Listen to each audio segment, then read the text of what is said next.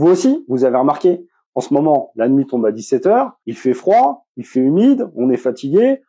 Faire de l'astro en ce moment, t'en penses quoi? J'en pense qu'il ne faut pas seulement voir le côté météorologique, parce qu'au niveau astronomique, par contre, le ciel d'automne est vraiment très intéressant. C'est vrai, mais le ciel d'été est sympa aussi, il fait meilleur. Alors, mis à part le froid, l'avantage du ciel d'automne, c'est que la nuit tombe plus tôt. On voit encore une grande partie des constellations du ciel d'été. Il y a beaucoup de galaxies, et surtout, en ce moment, on voit... Bah oui, en ce moment, à cet automne 2023, on a en plus dans le ciel, elles sont magnifiques, on a Jupiter et Saturne à observer, c'est superbe. Bonjour, je suis Jean-Marc. Moi, je suis Fabien, vous êtes sur Astro Big Bang et aujourd'hui, on vous parle du ciel d'automne. On commence par regarder de quel côté dans ce ciel d'automne. Alors, avant de commencer à repérer les différentes constellations du ciel d'automne, la première chose à faire, c'est de retrouver la grande ourse et la petite ourse. Pour ça, je vous invite à retourner voir notre vidéo d'il y a quelques temps qui va vous expliquer comment vous orienter. Et à partir de là, on va pouvoir retrouver les constellations du ciel d'automne. Maintenant que vous savez où se trouve le nord, mettez-vous face à l'étoile polaire et tournez-vous vers la gauche, tournez-vous vers l'ouest. L'ouest, c'est la direction dans laquelle se couche le soleil. Et d'ailleurs, profitez-en pour repérer la Voie lactée. En début de soirée, vous savez, la Voie lactée, cette traînée laiteuse parfaitement visible durant les soirées d'été, eh bien, à l'automne, elle est plus en direction de l'ouest. Et avec elle, dans son parcours au travers du ciel, vous allez la voir, entre guillemets, emporter la constellation de la Lyre, la constellation du Cygne et la constellation de l'Aigle, qui forment ce célèbre triangle d'été que vous avez peut-être déjà observé. Revenons maintenant vers l'étoile polaire. Je vous rappelle qu'en ce moment, l'étoile polaire est située au-dessus de la Grande Ourse. Et tournez-vous maintenant vers la droite de cette étoile polaire. Vous allez voir dans le ciel une constellation en forme de W. Il s'agit de Cassiopée. À côté de Cassiopée, vous verrez également les constellations de Persée, la constellation d'Andromède, la constellation de Céphée. Je me rappelle très bien le W de Cassiopée. Par contre, tu peux me rappeler ce que ce W représente exactement? Et figure-toi que très peu de gens savent ce que le W représente. Il s'agit en fait d'une femme assise sur une chaise et se regardant dans un miroir. Cassiopée, c'est la reine d'Éthiopie également et mère d'Andromède. Vraiment? Absolument. Regarde la figure dessinée sur le logiciel de Planétarium. On voit bien que Cassiopée, là, se regarde dans un miroir. Alors, il existe plusieurs légendes. La légende, moi, que j'ai retenue, c'est celle où elle se désigne comme étant la plus belle femme du monde. Elle n'a pas plu Néréide, qui étaient les filles de Poséidon. Après, je vais pas raconter toute l'histoire maintenant, parce qu'on va revenir dessus dans une prochaine vidéo. Alors, ok pour Cassiopée. Mais Cassiopée, on l'a déjà dit, c'est une constellation qu'on voit toute l'année, hein, les circumpolaires, elle ne se touche jamais. Est-ce qu'on a d'autres constellations vraiment caractéristiques du ciel d'automne que toi tu aimes bien? Je les ai citées tout à l'heure rapidement. Effectivement, on a Persée, on a Andromède, et on a Pégase, le cheval ailé de la mythologie. Andromède, c'est une constellation qui est bien connue, en partie grâce à sa grande galaxie, la galaxie d'Andromède. Elle s'appelle également M31.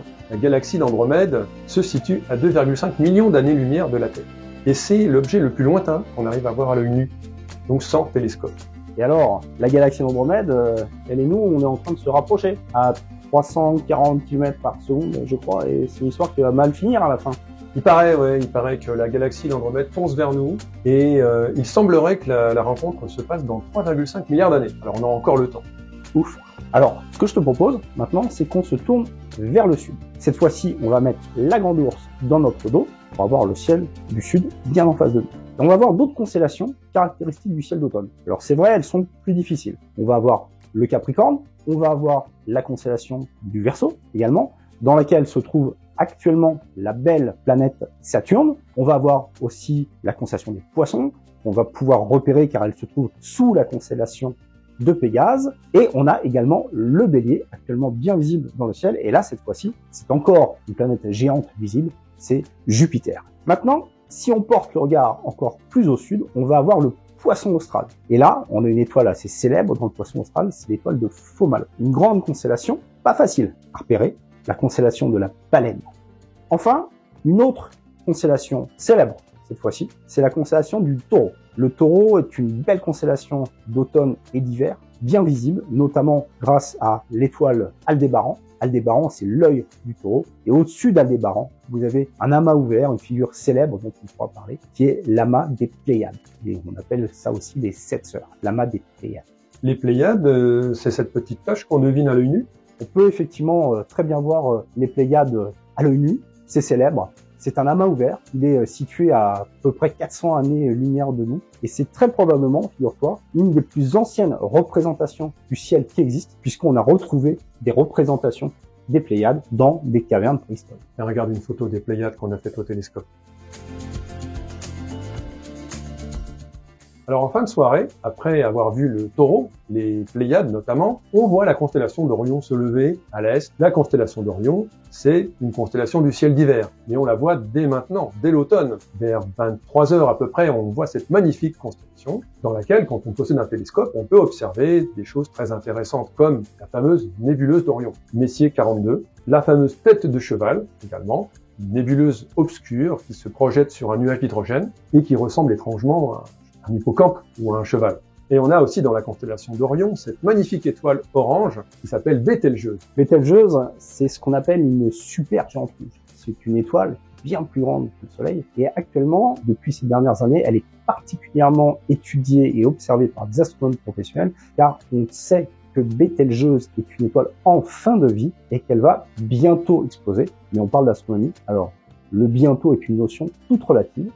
Alors en attendant l'explosion de Bételgeuse et l'apparition d'une supernova incroyable dans le ciel, pour laquelle bien sûr nous vous tiendrons informés, mais d'ici là, portez-vous bien Et à bientôt sous les étoiles.